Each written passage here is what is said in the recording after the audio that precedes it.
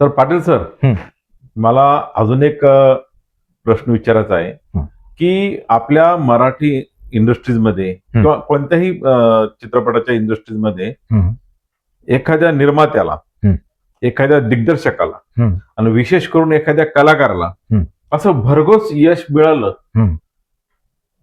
तर भविष्यात त्याला भेटणं, त्याच्याशी संपर्क करणं खूप अवघड होऊन जातं.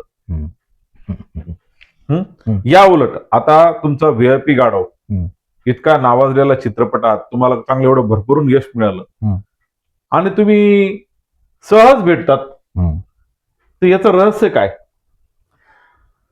भालेराव सर,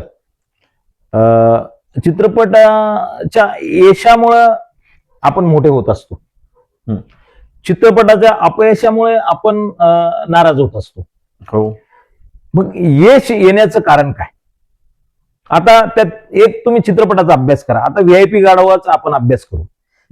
व्हीआयपी गाढव चित्रपटात कलाकार आहेत, हो, टेक्निशियन आहेत, हो, ज्युनियर कलाकार आहेत, अख्खं गोरेगाव आहे, हो, आपल्या परिसरातील कलाकार आहेत. म्हणजे काय नाही त्या चित्रपटात. मग या सगळ्यांनी मेहनत केल्यामुळे जर तो चित्रपट आज बनलाय, म्हणून तो यश आलं आणि ते यशस्वी, ते यश माझ्या नावाशी जोडलं गेलं. म्हणजे त्या व्हीआयपी गाढव चित्रपटात फक्त एकट्या संजय पाटलाचं यश आहे का? नाही नाही नाही. मग साहजिकच आहे ना, कसा काय संजय पाटीलच एकटा मोठा झाला आणि बाकीचे लहान छोटे राहिले का? नाही. तर जोपर्यंत या सगळ्या मिळून ते यश आहे आणि ते जोपर्यंत हे सगळे बरोबर जोपर्यंत राहणार नाही, या सगळ्यांची तुम्ही संवाद साधणार नाही, या सगळ्यांच्या साठी तुम्ही वेळ देणार नाही, तर तुम्ही यशस्वी असं म्हणताच येणार नाही. आणि जे लोक असं काही करतात की ते लगेच एक चाकोरीबद्ध जीवन करून टाकतात, कुणाच्या संपर्कात येत नाही, तर तो चुकीचा प्रवास आहे. ते मला पटत नाही. शेवटी आपलं जे यश आहे त्याच्यामध्ये प्रेक्षक वर्गांचा जास्त सहभाग असतो. पण होतं कसं, मी ही शंका मी स्वतः एक फिल्म दिग्दर्शक असल्यामुळे तुम्हाला ती शंका विचारली. कारण काय होतं, किंबहुना बऱ्याच वेळेस असं घडलेलं आहे की एखादा कलावंत नव्याने घडतो किंवा एखादा दिग्दर्शक घडतो, तर एखाद्या निर्मात्याला असं वाटतं की यार, या दिग्दर्शकाने एवढा उत्कृष्ट चित्रपट चांगला बनवला, चांगला व्यवसाय करून दिला, तर ह्या दिग्दर्शकाला आपण जाऊन भेटावं, त्याला त्याशी संपर्क साधावा, तर तो होत नाही. तो व्हीआयपी होऊन जातो. व्हीआयपी गाढव नव्हे, व्हीआयपी होऊन जातो. आणि तसेच एखादा कलाकार ज्यांचे 4-5 चित्रपट केले आहेत, खूप स्ट्रगल करून चांगलं त्यांनी स्थान प्रस्थापित केलेलं आहे, पण मग त्याची हवा, त्या यशाची हवा, यश पचवावं लागतं, तर त्याची हवा इतकी डोक्यात जाते की तो कोणाला उपलब्धच होत नाही. वर्ष 2 वर्ष बरेचसे चित्रपट पण नाकारतो की नाही, मी हे चित्रपट करत नाही, मी हे चित्रपट करत नाही. असं का होतं? भालेराव सर, थोडस जवळून बघितलं ना तर अनुभव वेगळा येतो. मी बघितलंय आता व्हीआयपी गाढवच्या माध्यमातून, भाऊच्या धक्क्याच्या माध्यमातून किंवा सख्खा सावत्रच्या माध्यमातून मकरंद अनासपुरे असतील, भाऊ कदम असतील, विजय पाटकर असतील, भारत गणेशपुरे असतील, आनंद जोग असतील, हे जे दिग्गज कलावंत आहेत ना, ज्यावेळेस काम करतोय ना आपण, आणि ते काम करत असताना, म्हणजे आता उदाहरण आपण भाऊ कदमच घेऊ आपण, आणि भाऊ कदमाने ते एक वडारीचा रोल केला होता व्हीआयपी गाढव मध्ये, वडारी. आणि एक साधा ते काळकूप म्हणून गाव आहे, ते तिथं सगळा वडारी समाजाचा आहे. आणि आम्हाला प्रश्न पडला की बाबा ह्याला काय म्हणतात बाबा, म्हणजे असं हे कसं म्हणायचं. तर ती एक आजी होती, ती आजी पुढे आली, मग भाऊ असं म्हण की, मग त्या आजीने सांगितलं आणि भाऊ कुतूहलाने त्या आजीकडे, म्हणजे त्याने, भाऊने मला सोडून दिलं आणि काही क्षणासाठी, काही मिनिटासाठी भाऊचा दिग्दर्शक ती आई झाली, ती आजी झाली. म्हणजे हे जे आहे ना, कलाकारांमधलं आहे ना, किंवा मोठ्या लोकांमधलं ना, एक मोठेपण पण आहे. पण काही काही कलाकार काय असतात, काही काही ऑडियन्स पण त्रास देतात, त्यामुळे मग ते स्वतःला थोडस अलिप्त करून घेतात की तो त्रास होऊ नये म्हणून पण काही असतात. पण ऑलमोस्ट आजपर्यंत जे बघितलं तर जवळजवळ दिग्दर्शक असतील, तुमच्यासारखे दिग्दर्शक, माझ्यासारखे दिग्दर्शक, अजून बरेचसे आपल्या अवतीभोवती काही दिग्दर्शक आहेत. तर नाही टाळत बरं का कोणाला, पण प्रत्येकाचे अनुभव वेगवेगळे असतात. नाही त्यामुळेच मी तुम्हाला म्हटलं काही दिग्दर्शक, मी काही शब्द त्याच्यामुळे वापरला आहे, कारण काय होतं बहुतांशी 60% वर दिग्दर्शक, निर्माते, तुमचे कलाकार असेल, चांगले मोठे कलावंत ते भेटतातच, वेळ पण देतात. म्हणजे त्यांना आपण म्हणजे ग्राउंड टू अर्थ, जमिनीला त्यांचे पाय असतात, किती मोठं यश होऊ द्या, आणि त्यांचं नाव निघत असतं. त्यांची सिम्प्लिसिटी, त्यांचे साधेपण हे प्रेक्षकांना खूप म्हणजे खूप आवडतं. आता जसं तुम्ही मला सांगितलं की तुम्ही पारनेर तालुक्यामध्ये एक लोकेशन निवडलं तर गोरेगाव. तिथे तुम्हाला तुमच्या चित्रपटामधल्या स्क्रिप्टनुसार जसं लोकेशन हवं तसं मिळालं. हो, अगदी बरोबर. आणि त्यामुळे तुम्ही त्या गावाची निवड केली. म्हणजे थोडक्यात आपण असं जर म्हणायला हरकत नाही, कारण इतिहास साक्षी आहे की अहिल्यानगर हे खूप सुंदर असं जिल्हा आहे, निसर्गाने नटलेला जिल्हा आहे पूर्ण, आणि त्याच्यामध्ये बरेचसे चित्रीकरण झालेले आहेत. तुमचं उदाहरण सांगायचं झालं तर निळकंठ मास्तर आहे गजेंद्र अहिरे यांचा, आणि आत्ताच अलीकडे बॉर्डर 2च शूटिंग झालं आहे. असे बरेचसे शूटिंग होत असतात. तर आणि त्यातील तुम्ही संपूर्ण चित्रपटच अहिल्यानगरमध्ये केलाय, ते पण गोरेगाव. म्हणजे बघा, मुंबईमध्ये गोरेगाव फिल्म सिटी आहे आणि इथे गोरेगाव हे गाव आहे, मग ती पण फिल्म सिटीच म्हणावी लागेल. त्यांनी तुम्ही त्यात सेट वापरला नाही, तुम्ही जिवंत लोकेशन घेतले. म्हणजे माझा जो प्रश्न आहे तो असा आहे की भविष्यात इतकं चांगले लोकेशन जर आपल्याकडे आहेत अहिल्यानगरमध्ये, तर इथे छोटीशी फिल्म सिटी का होऊ नये असं वाटतं मला. भालेराव सर, खूप छान प्रश्न आहे. मुळातच अहिल्यानगर किंवा आधीचं अहमदनगर, आजचं अहिल्यानगर हे कल्चरने भरलेला हा अहमदनगर जिल्हा आहे, अध्यात्माने भरलेला हा अहमदनगर जिल्हा आहे, आणि ग्रीनरीने भरलेला अहमदनगर जिल्हा आहे, आणि गुणवंत कलाकाराने भरलेला अहमदनगर जिल्हा आहे. खरंच जर कधी आपण जर म्हणतो ना, एखादा निवडक दिग्दर्शक असेल, निवडक निर्माता असेल, तर अहमदनगरच्या बाहेर जायची गरजच नाही. सगळं अहमदनगरमध्ये ठासून भरलेलं आहे, आणि मुळातच अहमदनगर जिल्हा किंवा अहिल्यानगर जिल्हा ही फिल्म इंडस्ट्रीच आहे. फक्त तुम्ही ते अभ्यास करायला लागेल. तुम्ही थोडस जा ना इकडे, भंडारदरा वगैरे वगैरे हा परिसर बघा ना, किंवा तुम्ही फक्त तुमची कथा निवडा, स्क्रिप्ट हातात घ्या आणि कुठल्या तरी एका रस्त्याने निघा, तुम्हाला अख्खी चित्रपट त्या रस्त्याने मिळतो. कुठेही जा तुम्ही, कसलाही जा, तुम्हाला साऊथ लुक चित्रपट पाहिजे असेल तर ते पण तुम्हाला अहमदनगर जिल्ह्यात अवेलेबल आहे. तुम्हाला आध्यात्मिक करायचं असेल तर तुम्हाला ते पण सगळं अवेलेबल आहे. तुम्हाला ऐतिहासिक करायचं असेल तर ते पण लोकेशन तुम्हाला नगरमध्ये अवेलेबल आहेत. आणि गुडविल हे सांगेल मी तुम्हाला की अजून सुद्धा अहमदनगरचा, आपल्या अहिल्यानगरचा रसिक किंवा आपले गावचे लोक अजून सुद्धा आपल्या चित्रपटाला वेलकम करतात, निर्मात्याला वेलकम करतात, दिग्दर्शकाला वेलकम करतात, सहकार्य करतात. या आमचं गावात चित्रीकरण करा, फक्त चित्रीकरण करू नका, तर आमच्या गावातला वेगवेगळे मेनू आहेत ते सुद्धा खा तुम्ही. आपल्याला सगळं सहकार्य होतं. म्हणून मी तुम्हाला असं म्हणेल, अहमदनगर हा अहिल्यानगर हा जो आहे ना, हा पूर्ण जिल्हाच फिल्म इंडस्ट्री आहे. आणि आवर्जून अजून जर कधी आपण वेगवेगळे सेट आपल्याला लागत असतात, सपोज नाही बाबा मला आता एवढं धावपळ करायला मला वेळ नाही, मला खूप कमी वेळेत माझा चित्रपट कंप्लीट करायचा, तर ओपन स्पेस पाहिजे तेवढे आहे तुमच्याकडे.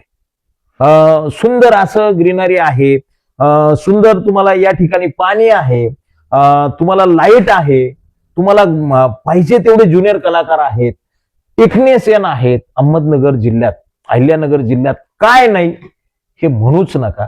फक्त तयारी एवढीच दाखवा की तुम्ही चित्रपट बनवायला घ्या.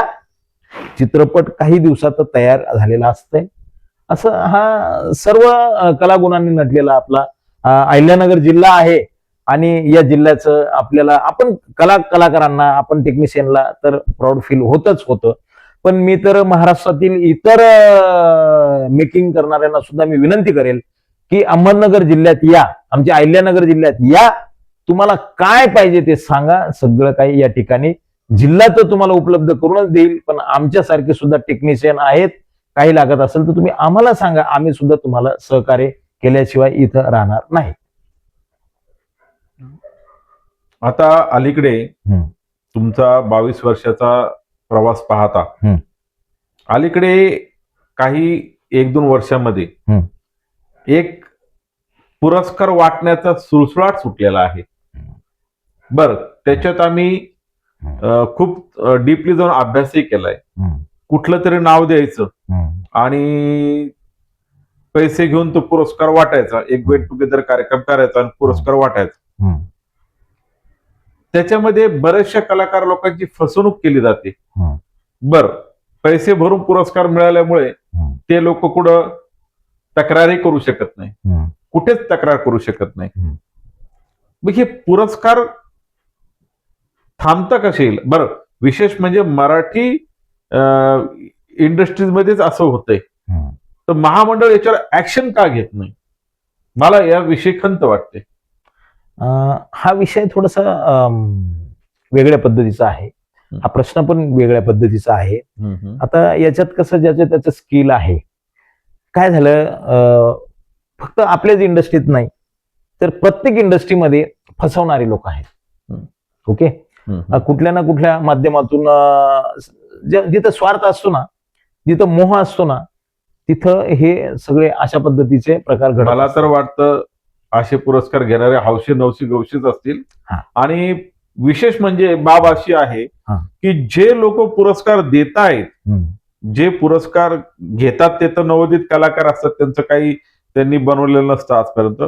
जे लोक पुरस्कार देतात ते त्यांचा एकही प्रोजेक्ट या फिल्म इंडस्ट्रीमध्ये झालेला नसतो किंवा कुठलाही त्यांना अनुभवही नसतो, तरी लोक त्यांच्यावर विश्वास ठेवून त्यांना 1,500 रुपये देतात आणि पुरस्कार घेतात. हे कितपत योग्य आहे? याच्यात सर एकच गोष्ट आहे की तुमच्या प्रश्नातच उत्तर आहे. मुळातच तुम्हाला जर मला जर पुरस्कार भेटत असेल, मला सुद्धा खूप फोन येत असतात, सर आम्हाला तुम्हाला पुरस्कार द्यायचा आहे. तर मी म्हटलं कशाबद्दल पुरस्कार? म्हणजे तुम्हाला एक असं सांगेल की एक सोलापूर जिल्ह्यातून मला फोन आलेला की सर तुम्हाला पुरस्कार द्यायचा आहे. तर म्हटलं मला का द्यायचा आहे? ते नाही म्हणे तुम्ही दिग्दर्शक आहात. मग म्हटलं तुमच्या सोलापूर जिल्ह्यात एवढा उत्कृष्ट दिग्दर्शक नाहीये का? म्हणजे तुम्ही अख्खा सोलापूर जिल्हा टाळून मला पुरस्कार देत आहेत, तर तुमच्या सोलापूर जिल्ह्यात तुम्ही एकदा स्टडी करा आणि जर तुमच्या सोलापूर जिल्ह्यात नाही मिळाला तर मी स्वतःहून तिथे येतो आणि तुमचा आनंदाने पुरस्कार स्वीकारतो. आणि असं झाल्यानंतर मग मी त्यांचा नंबर माझ्याकडे ठेवला. नंतर मग काही दिवसांनी मी त्यांना फोन केला की सर काय झालं पुरस्काराचं? तो म्हटलं सर पुरस्कार सोहळा झाला आणि आमच्या सोलापूरमध्ये खूप रत्न आहेत, हे तुम्ही सांगितल्यानंतर आम्हाला कळलंय. म्हणजे थोडक्यात काय माहितीये का, ठीक आहे ना, मला पण वाटतो मला पण पुरस्कार भेटावा, पण मला अजून प्रश्न पडतोय की मला का पुरस्कार भेटावा? म्हणजे काय माझं ते कर्तव्य, माझं काम आहे, मी ते करतो. आणि माझा सगळ्यात भालेराव सर तुम्हाला एक सांगू का, माझ्या दृष्टीने खरा पुरस्कार आहे ना, थिएटरमध्ये चित्रपट रिलीज होतो आणि टाळ्या, हाच आपल्याला सुंदर असा पुरस्कार असतो. मराठी इंडस्ट्रीज मध्ये आपली ओळख निर्माण होणं यापेक्षा मोठा पुरस्कार कोणताही नसतो. माझा प्रश्न जो होता तो असा होता की अलीकडे काय झालंय की याचा सुळसुळाट झाला, बिझनेस केला लोकांनी पुरस्कार सोहळ्यांचा. ओरिजिनल पुरस्कार जे असतात ते वेगळे असतात. ते तुमचं कलाकृती, तुमची कारकीर्द, तुमची पात्रता पाहून तुम्हाला पुरस्कार देतात. आणि इथे सर्रास पैसे घेऊन पुरस्कार दिला जातो. तुम्हाला कधी असा फोन आलाय का पैसे घेऊन पुरस्कार घ्या? नाही, मला फोन आलेत, मला याच्यासाठी फोन आलेत की सर पुरस्कार तुम्हाला द्यायचा आहे आणि तुम्हाला पुरस्कार दिला तर आमच्याच पुरस्काराचा एक दर्जा की बघा संजय पाटलांना जर पुरस्कार आपला हा आहे तर हा पुरस्काराची उंची बघा किती उंच आहे, म्हणून मग मला ते पुरस्कार देणार आणि त्याच्यानंतर बाकीचं ते त्यांच्या पद्धतीने जे काय तुम्ही म्हणतात त्यांचं जे काय हेतू साध्य करणार. इतर कलावंतांना ते आमिष दाखवणार की बघा पाटील सर सारखा दिग्दर्शकाला पुरस्कार आम्ही देतोय, म्हणजे या पुरस्काराची एक उंची आहे आणि म्हणून तुम्हाला तो द्यायचा तर तुम्हाला काही आम्हाला योगदान द्यावं लागेल. आणि मग साहजिकच ते थोडासा व्यवहार होतो आणि तो पुरस्कार दिला जातो. मी असं म्हणेल की ज्यांना पुरस्कार दिला जातो त्यांना जेव्हा पैसे मागितले जातात ना त्यावेळेसच त्या पुरस्काराचं व्हॅल्युएशन तिथंच ऑफ झालेलं असतं. आणि कशासाठी मला हे बघा शेवटी आवड आहे. मग याच्यात मी बालेराव सर तुम्हाला असं म्हणेल की आपण जत्रेत जातो आणि तिथं 10 रुपयाची चैन असते, ती गोल्डन कलरची चैन असते.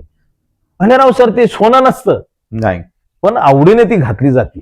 लक्षात घ्या, म्हणजे ती सोन्याची आवड असलेले ते लोक आहेत, त्यांना ते किंमत पण आहे. 10 रुपयाची चैन पण ते सोनं म्हणून घालतात आणि मिरवतात. मग तसे जे हौशी नवशी आहेत त्यांच्यासाठी तुम्ही काय करणार? म्हणजे तुम्ही थांबवू शकत नाही या व्यवस्था. मी तर असं म्हणेल देणाऱ्यांना पण थोडस जागृत राहावं आणि घेणाऱ्याने पण जागृत राहावं. आणि घेणाऱ्याने पण स्वतःची फसवणूक करू नये आणि देणाऱ्याने पण लोकांची फसवणूक करू नये. इंडस्ट्रीला गालबोट लागणार नाही याचं प्रत्येकाने काळजी घेतली पाहिजे. आणि राहिला चित्रपट महामंडळ, तर चित्रपट महामंडळ काय म्हणतंय की तुम्ही क्रिएटिव्हिटी करा. तर चित्रपट महामंडळ अशा गोष्टींना सहकार्य करत नाही. ते थांबू नाही शकत पण सहकार्य पण करत नाही. पण जिथं एखादं चांगलं कलाकृती घडत असेल तर चित्रपट महामंडळ तुमच्यासाठी धावून येतं, तुमच्यासाठी काम करतं. सातत्याने चित्रपट महामंडळ आज सुद्धा चालू आहे. त्याचं गुडविल आहे, ती गुडविलच आहे.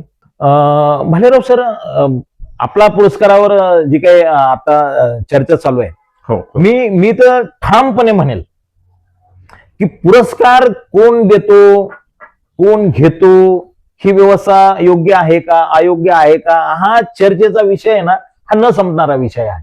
हा चालूच राहणार. कारण पुरस्कार देणारा म्हणणार की आम्ही कलागुणांना वाव देतो. ओके, पुरस्कार घेणारा म्हणेल की मला भेटला म्हणून तुम्ही हे करताय. हे न थांबणारं आहे. मी नवोदित कलाकारांना एकच विनंती करेल की तुम्ही स्वतःला फसवू नका. पैसे देऊन जर तुम्हाला पुरस्कार दिला जात असेल तर तो पुरस्कार मुळातच खोटा आहे. तुमच्याकडून पैसे घेऊन नंतर तो पुरस्कार दिला जातोय. काय तुम्हाला त्याच्यात समाधान आहे? कोणाला दाखवायचं ते? आणि ज्या अशा पैसे देणाऱ्या संस्था या जगाला पण माहिती आहेत. आणि मग तो पुरस्कार जर तुम्ही एखाद्याला सांगितला किंवा त्या पुरस्काराने तुमची उंची वाढते नाही, उलट तुमचं अज्ञान त्यामुळे दिसतं. आणि तुम्ही त्या पुरस्काराच्या जीवावर किंवा तुम्ही अशा पद्धतीच्या उष्ण किंवा विकत घेतलेल्या ज्ञानाच्या जीवावर तुम्ही कलाकार होऊ शकत नाही. चांगल्या चांगल्या चित्रपटात तुम्हाला संधी भेटणार नाही. त्यापेक्षा तुम्ही एफर्ट्स, तुमची मेहनत ठेवा. भालेराव सर असतील, माझ्यासारखं मी संजय पाटील असेल, आमच्यापर्यंत पोचा, मांडा विषय, तुमचे मन मांडा, मत मांडा, या आमच्या जवळ, भेटू, चर्चा करू. लगेच आम्ही भेटू का नाही, कारण आम्ही आमच्या कामात असतो आणि त्याच्यातून कधीतरी आम्ही तुम्हाला भेटू, या चर्चा करू. आणि तुमची आणि आमची भेट, तुम्ही फ्युचर मध्ये आमच्या चांगल्या प्रोजेक्ट मध्ये तुम्ही आर्टिस्ट असू शकता. पण माझी एवढीच विनंती असेल की तुम्ही स्वतःला, नवोदित कलाकारांनी स्वतःला फसवू नका. आणि अजून एक मी सांगेल की आपली मराठी इंडस्ट्री गरीब आहे. प्रत्येकाकडे पैसा असेलच असं नाही. काही निर्माते असे आहेत, काही दिग्दर्शक असे आहेत की ते त्यांच्याकडे थोडीफार जी काही पुंजी असेल ती लावून ते चित्रपट निर्मिती करतात. आणि काही नवोदित कलाकार असे आहेत की त्यांच्याकडे फायनान्स आहे, पैसा आहे, कुठून आहे त्यांच्याकडे, ते खर्च करत असतात, मोठमोठ्या ऑडी वगैरे गाड्या घेऊन येतात. तर मग मी त्यांना विनंती अशी करेल की तुमच्याकडे जर पैसा आहे ना तर तुम्ही एखाद्या निर्मात्याकडे जा आणि त्याला स्वतःहून सांगा की हे बघा मी तुम्हाला मदत करतो, मला तुम्ही घ्या. तो निर्माता पण तुम्हाला आवडीने तुमच्यातले कलागुण, तो कलागुण बघून तुम्हाला घेईल, ना की तुम्ही पैसे देतात. तुमच्यात कलागुण असतील, तो चांगला तुम्हाला रोल देईल, तुमच्याकडून करून घेईल. पर्यायाने त्या निर्मात्याला, त्या दिग्दर्शकाला, त्या प्रोजेक्टला तुमची मदत होईल आणि तुमचे सुद्धा 2 पैसे त्या प्रोजेक्टला लागतील. ही कन्सेप्ट मी स्वतः राबवत असतो. मी स्पष्ट सांगतो कलाकारांना की काही कलाकार आहेत की त्यांना सांगत असतो की हे बघा, थोडीफार मदत करा, तुम्ही जर केली तर सहकार्य होईल बाबा. शेवटी मी निर्माता आहे, मी काही पैसे याच्यात लावतो, तुमचे पण थोडीफार मला जर मदत झाली, एक सुंदर कलाकृती निर्माण होईल, असं मी सुद्धा करत असतो. तर भालेराव सर, मी तुम्हाला सुद्धा विनंती करेल की जे खरेच कलावंत आहेत, जे 2 पैसे आपल्याला देतील, काही आपल्याला एफर्ट्स देतात, काही आपल्याला मदत करतात, किंवा काही असे आहेत बिचारे गरीब आहेत पण ते धावून येतात, मग अशा कलाकारांना, आणि आमच्याकडे आता माझं मी उदाहरण जर घेतलं तर पैसे देणाऱ्या कलाकाराला पण माझ्याकडे तेवढंच महत्व आहे. कला सादर करणाऱ्या कलाकाराला पण माझ्याकडे तेवढंच महत्व आहे, आणि माझा रसिक प्रेक्षक बघणाऱ्या कलाकाराला पण माझ्याकडे तेवढंच महत्व आहे. विरोधा असं म्हणजे हे नाहीये, कमी जास्त भाव नाहीये, फक्त एवढंच आहे की इंडस्ट्री गरीब आहे. तर तुम्ही एखाद्याला सहकार्य करायचं असेल तर कंपल्शन नाहीये आमचं, तर तुम्ही या इकडे तिकडे पैसे खर्च करतच असाल पुरस्काराला, इकडे तिकडे, त्यापेक्षा या मदत करा आणि चांगल्या कलाकृतीचे तुम्ही भाग व्हा आणि जगाला कळू द्यात की तुम्ही सुंदर कलाकार आहेत. माझं हे परखड मत आहे. भालेराव सर, काय वाटतं तुम्हाला? अगदी बरोबर आहे. म्हणजे बघा, थोडक्यात पाटील सरांना हे सांगायचंय तुम्हाला की तुम्ही इकडे तिकडे ज्या संस्था ज्यांचं आजपर्यंत काहीही कारकीर्द झालेली नाही किंवा त्यांचा एखादा चित्रपटही बाहेर आलेला नाही साधा, अशा लोकांकडे जाऊन पैसे भरून पुरस्कार घेतल्याने तुम्हाला इंडस्ट्रीमध्ये काम मिळेल हा तुमचा गोड गैरसमज असेल. त्यापेक्षा तुम्ही सर्व कलाकारांनी एकत्र येऊन तेच पैसे तुमच्याच पद्धतीने एखादी शॉर्ट फिल्म बनवली तर त्याच्यात तुमची कला दिसेल आणि तुमचा एक बायोडाटाही तयार होईल. तुम्ही आजकाल आता युट्यूब चॅनल आहे, युट्यूबच्या माध्यमातून तुम्ही एखादी शॉर्ट फिल्म तयार केली, एखादा चांगला दिग्दर्शक नवीन निवडा किंवा आमचं मार्गदर्शन तर आम्ही तुम्हाला मार्गदर्शन करू, पण या फसव्या संस्थांना बळी पडू नका. याच्याने तुमची फसवणूकच होणार आहात आणि ती तुम्ही स्वतःची फसवणूक करतात. याच्याने काम मिळणार नाही. कारण का की इथे कला सादर करावीच लागेल आणि कलेलाच महत्व आहे आणि कला जपली तर तीही तुम्हाला जपेल. तुम्ही जर कलेची अशी खिल्ली उडवली तर तीही तुम्हाला वेळ देणार नाही, तुमची खिल्ली होणार आहे, तुमची फजिती होईल पर्यायाने. सर, जसं आपण आता या कलाकारांना, नवोदित कलाकारांना सांगितलं की तुम्ही सर्व एकत्र मिळून एखादी शॉर्ट फिल्म का करू शकत नाही, तसं माझा प्रश्न असा होता की आता एक आपण अहिल्यानगर जिल्ह्यापुरतं जरी आपण एक छोटस उदाहरण जर घेतलं तर अहिल्यानगरमध्ये बरेचसे छोटे छोटे निर्माते आहेत जे छोटे छोटे चित्रपट बनवतात, थिएटर पर्यंतही जातात. मग असे सर्व निर्माते किंवा काही निवडक निर्माते एकत्र येऊन मोठी अशी दर्जेदार कलाकृती बनवू शकत नाही का? 100%. खूप छान कॉन्सेप्ट का होत नाही? आता याच्यात फक्त विषय असाच येतो की प्रत्येकाला त्याची कथा पुढे आणायची असती, प्रत्येकाला त्याचं टायटल पुढे आणायचं असतं, आणि चित्रपटाचं आता काहींचं म्हणणं असतं की बाबा मी निर्माता असेल, मी कलाकार असेल, म्हणजे ते त्यांच्या स्वतःच्या स्वतःला प्रेझेंट करण्यासाठी ते पैसा लावू इच्छितात आणि मग त्यामुळे त्यांना त्यांच्या सोयीने ते कथानक निवडतात. आणि असे जर कधी 10 निर्माते एकत्र आलेत आणि त्यांनी जर असं एखादा चांगला ऐतिहासिक असं सुंदर असा जर चित्रपट बनवला, आणि नाही असं नाही, बनवतात, आहेत 5-5, 6-6 निर्माते आहेत, फक्त ते आपल्यापर्यंत येत नाही कारण ती निर्मिती हा प्रकार ऑडियन्सच्या जास्त कॉन्टॅक्ट मध्ये येत नाही. पण बऱ्याचशा चित्रपटाला असे को प्रोड्युसर आहेत आणि ते एकत्र आले आणि त्याच्यातून सुंदर सुंदर निर्मिती अशा झालेल्या आहेत, ते चालू आहे. पण कॉमन मॅनचे किंवा मग छोटे मोठे जे निर्माते आहेत किंवा दिग्दर्शक आहेत त्यांच्यापर्यंत हा विषय अजून पोहोचत नाही, किंवा त्यांचं ते थोडस माझं आणि मी याच्या नादात हे एकत्र येत नाही, बाकी काही नाही. नाहीतर मी सुद्धा आता माझं भाऊच्या धक्क्यानंतर एक नवीन चित्रपट चाललंय नियोजन, तर त्याच्यात पण मी 2-3 निर्माते एकत्र घेऊन बनवणारच आहे. तर तो कन्सेप्ट तुम्ही जो आता मांडलाय तो कन्सेप्ट जवळजवळ आता तो घ्यायलाच पाहिजे आणि तो करायला पाहिजे, आणि सगळ्यांनी जर कधी थोडे थोडे पैसे जमवले तर 100% सुंदर चित्रपटाची निर्मिती होऊ शकते. बस हेच मी या ठिकाणी मांडेन. काय की नुसता पैसा एकत्र नाही होणार सर, हम्म. तर वेगवेगळे विचार एकत्र येणार आहेत, वेगवेगळ्या लोकांचा सगळ्यांचा अनुभव एकत्र येणार आहे, त्यामुळे तो नक्कीच दर्जेदार होईल. हो. सर, एक तुम्हाला खाजगी प्रश्न मला विचारायचा होता की तुमच्या निर्मिती संस्थेचं नाव पाटलाचं पोर हे तुम्हाला कसं सुचलं? माझ्या निर्मिती संस्थेचं नाव हे मकरंद अनासपुरेने नाव ठेवलेलं आहे. वा. हा. सख्खा सावत्र चित्रपट करत होतो आणि आमची अशी चर्चा चालू होती की आता मी पण एक निर्मिती करणार आहे. मग आता त्याच्यासाठी माझं चाललंय, म्हटलं हा तू आणि तुझं पोरग, तू आणि तुझं पोरग म्हणजे पाटील आणि पाटलाचं पोर काढ पिक्चर. म्हणजे त्याने एक विनोदात ते सगळं आणलं आणि मला खूप लाईक झालं ते. आणि तिथूनच मग माझ्या डोक्यात आलं की बाबा मी पण करेलच, माझा मुलगा पण करेल आणि एक सातत्य असेल या टायटल मधून. तर PPP प्रोडक्शन, पाटलाचं पोर पिक्चर प्रोडक्शन अशा चित्रपटाची म्हणजे निर्मिती संस्थेची कल्पना आली आणि ती अंमलात आणली. त्या निर्मिती संस्थेवरच कालभैरव हा चित्रपट झाला. त्याच्यानंतर आता भाऊचा धक्का होतो, याच्यानंतर अजून एक चित्रपट होतोय. तर सक्सेस आहे PPP प्रोडक्शन, पाटलाचं पोर पिक्चर प्रोडक्शन.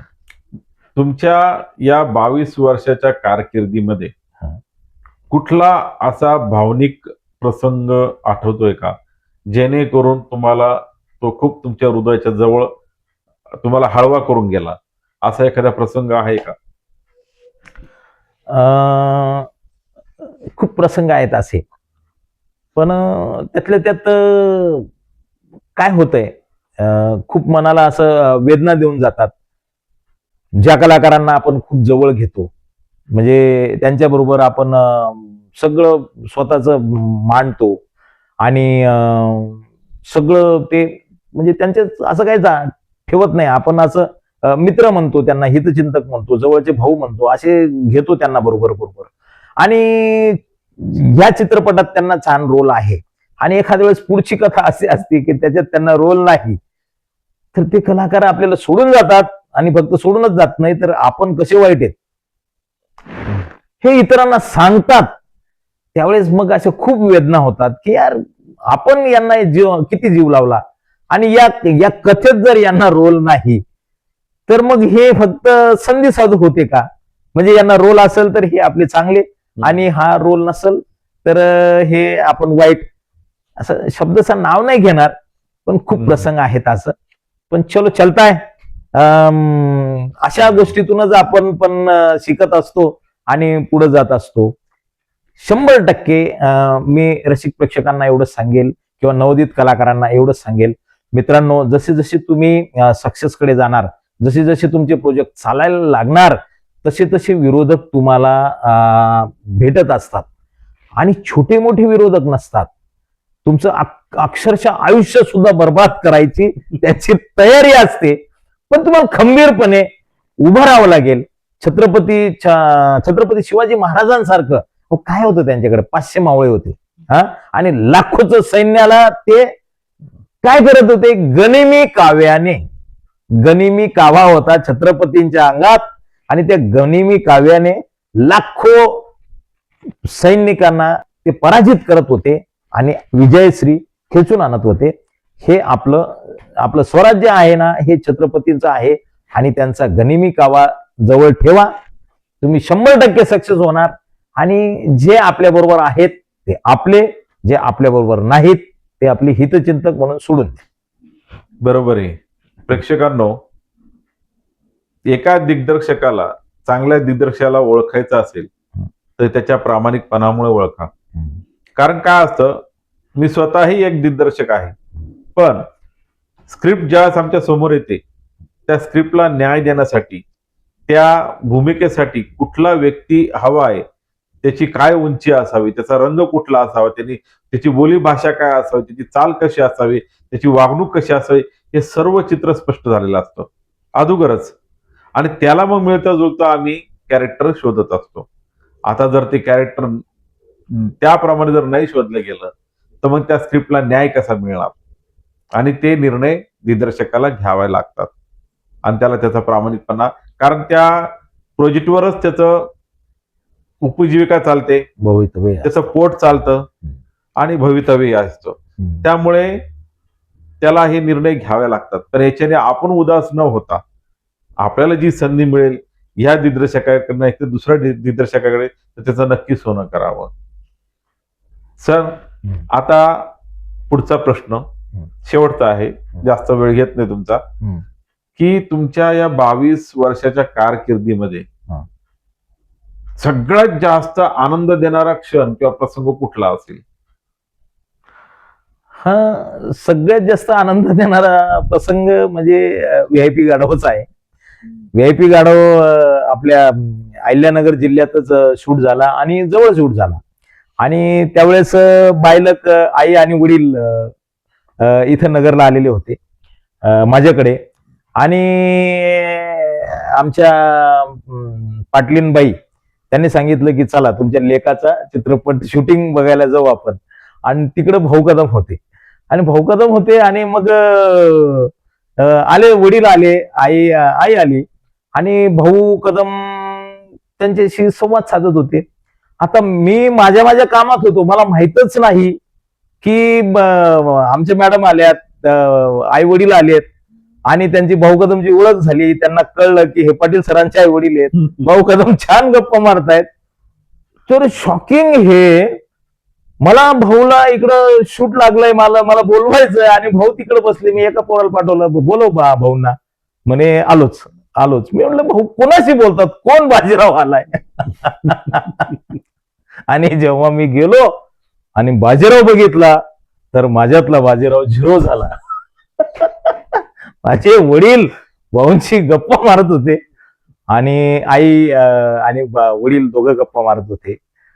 खूप माझ्या दृष्टीने तो प्रसंग माझे डोळे भरून आले.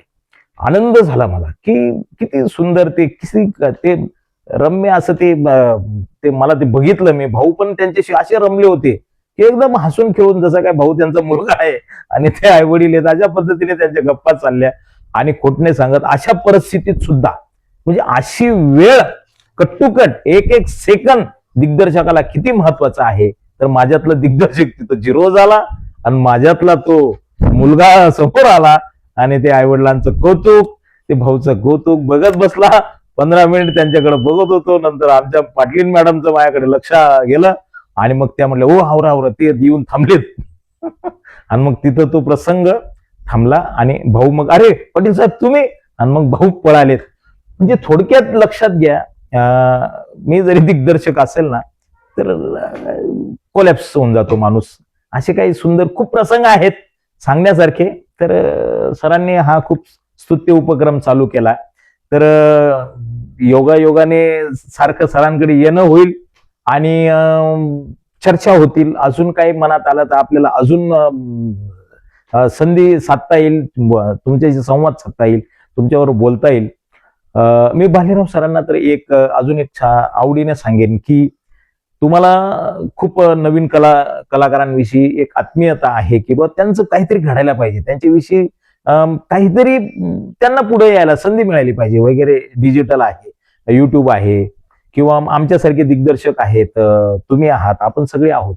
तर या नवीन कलाकारांना घेऊन काहीतरी करायला पाहिजे. हा जो तुमचा उत्कंठा आहे ती खूप ग्रेट आहे आणि ती मला लाईक झाली. आणि याच्यातून मी एकच घेतलं की भालेराव सर अशा जर कलाकारांना जर कधी आपल्यासारख्या मोठ्या मोठ्या माणसांना, आपल्यासारख्या अनुभवी माणसांना जर त्यांना भेटायचं असेल, त्यांना काही प्रश्न विचारायचे असतील, संवाद साधायचे असतील, तर तुम्ही तुमच्यासारख्यांनी तनुश्री मूव्हीच्या माध्यमातून जर असे काही सेमिनार राबवले, तर एकत्र बोलवलं नवोदित कलाकार, तुम्ही आम्ही, अशा पद्धतीने जर त्यांचं निरसन करता येत असेल तर 100% आपण वेळ काढू शकतो.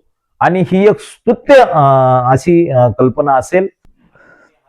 तर मित्रांनो, तुमच्या काही सूचना असेल, काही प्रश्न असतील तर कमेंट्स मध्ये नक्की लिहून मला पाठवा. आणि पाटील सर हे वारंवार आपल्याकडे येतच राहतील, कारण त्यांच्या पुढील चित्रपटाचाही प्रमोशन आपल्याच या चॅनलच्या माध्यमातून, या कार्यक्रमाच्या माध्यमातून आपण करणार आहोत. या कार्यक्रमाचा उद्देश हा सुद्धा आहे की छोटी छोटी कलाकृती असो किंवा मोठी असो, त्याचं प्रमोशन सुद्धा या युट्यूब चॅनल मार्फत आपण करणार आहोत. आपणच आपल्या माणसांना मोठं करणार आहोत. तर पाटील सर, तुम्ही इथे आलात, खूप छान वाटलं. मला आता एवढंच एक सांगा की तुम्हाला या कार्यक्रमात येऊन कसं वाटलं? खूप स्तुत्य उपक्रम आहे हा. एक शेवट गोड व्हावा तसं जर म्हटलं जातं ना, तर खरंच हा कार्यक्रम एवढा सुंदर आहे. आणि महत्वाचं म्हणजे एका दिग्दर्शकाची मुलाखत घेतो म्हणजे ज्ञान आणि त्याच्यात असं विसंगती नाही. म्हणजे तुम्हाला पण ती तळमळ आहे, मला पण तळमळ आहे, आणि प्रश्न पण तुम्ही सुंदर एवढे जिव्हाळ्याचे विचारले. ते खरंच इंडस्ट्रीला जे काही आहे कीड लागलेली असेल, संकटातून चाललेली असेल, किंवा मग एखाद्या ठिकाणी ग्रोथ असेल, किंवा ज्याची गरज असेल, असे प्रश्न सुद्धा तुमचे आलेत. आणि मला सुद्धा ते मांडताना मजा आली. आणि मी एवढं सांगेल सर की खूप गरज होती या कार्यक्रमाची.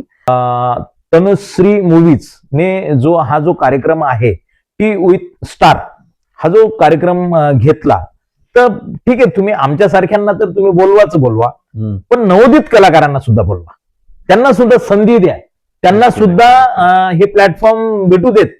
आणि नवोदित कलाकारांना सुद्धा माझी विनंती आहे, तर तुम्ही सुद्धा या, तुमचे सुद्धा अनुभव इथं मांडा. कारण की हे जे कार्यक्रम आहे, हे तनुश्री मूव्हीच्या अंडर हे जे हा जो इव्हेंट आहे, तर हा आम्ही बघत असतो. तर याच्यातून तुम्हाला संधी मिळू शकते. आणि ही एक आमची होम टीम आहे. म्हणजे आज जरी भालेराव सर या ठिकाणी माझी मुलाखत घेत असेल आणि मी जर कधी एक या ठिकाणी बाईट देत असेल, तर असं नसून आम्ही दोघं एकत्र आहोत. आगामी चित्रपट भालेराव सर आणि मी एकत्र करणार पण आहोत. म्हणजे थोडक्यात महत्वाची गोष्ट हीच आहे की एकत्र येऊन या सगळ्या गोष्टी चालू आहेत. आम्ही एकत्र आलेलो आहेत. तुम्ही ज्यांना ज्यांना संधी पाहिजे असेल, ज्यांना ज्यांना काही घडायचंय, काही बनायचंय, एक मोठं व्हायचंय, त्यांनी एकत्र या कार्यक्रमात भाग घ्या. या कार्यक्रमाच्या माध्यमातून आमच्यापर्यंत पोहोचा, भालेराव सरांपर्यंत पोहोचा, माझ्यापर्यंत पोहोचा, आणि पर्यायाने दिग्दर्शकांपर्यंत पोहोचा, आणि या महाराष्ट्राच्या रसिक प्रेक्षकांपर्यंत पोहोचा. उद्याचा मकरंद अनासपुरे, उद्याचे भाऊ कदम, उद्याचे विजय पाटकर, उद्याचे भारत गणेशपुरे, उद्याचे सिद्धार्थ जाधव, भरत जाधव, हे तुमच्यातच आहेत. उद्या लागणार आहेत ना. आता जागा खाली झाल्यात तुमच्यासाठी. म्हणजे अशोक सराफ असतील, जे आज आता थांबलेत, म्हणजे त्यांना जेवढं शक्य आहे तेवढंच ते काम करतायत. सचिन पिळगावकर असतील, असे बरेचसे, महेश कोठारे आहेत, असे खूप खूप अगणित कलाकार आहेत की त्यांनी आज रिटायरमेंट घेतलेली आहे आणि त्यांच्या जागा खाली आहेत. त्या जागा भरण्याची संधी तुम्हाला आहे, पण त्यांनी जे एफर्ट्स घेतलेत ते एफर्ट्स तुम्हाला घ्यावं लागतील. आमच्यासारखे दिग्दर्शक आहेत, भालेराव सर आहेत, आम्ही आहोत. आम्ही तुमच्यासाठी वेलकम. आणि तनुश्री मूव्हीज ही तुमच्यासाठी फार मोठं व्यासपीठ भालेराव सरांनी या माध्यमातून तुमच्यापर्यंत आणून ठेवलंय. फक्त इकडं लवकर या आणि या ग्रुपला जॉईन व्हा. बरोबर. म्हणजे बघा, तुम्ही जर नवीन कलावंत असाल, नवीन टेक्निशियन असाल, आणि छोटं मोठं थोडंफार जर काम केलेलं असेल, तर तुमचं नक्कीच या चॅनलच्या माध्यमातून मी स्वागत करेल. तुमचीही मुलाखत घेतली जाईल. आणि शेवटी त्या मुलाखतीच्या खाली डिस्क्रिप्शन मध्ये तुमचं नाव, तुमचा पत्ता, तुमचा मोबाईल नंबर हे प्रोव्हाइड केलं जाईल. जेणेकरून जर एखाद्या दिग्दर्शकाला किंवा निर्मात्याला असं वाटलं की हा कलावंत मला हवा आहे, तर तो नंबर सहजतेने त्याला उपलब्ध होईल आणि त्या अनुषंगाने तुम्ही त्याच्यापर्यंत पोहोचू शकाल. हे एक चॅनल एक समन्वयक म्हणून काम करणार आहेत. छान. निर्माता, दिग्दर्शक आणि कलावंत या तिघांनाही जोडणारा एक महत्वाचा दुवा असणार आहे.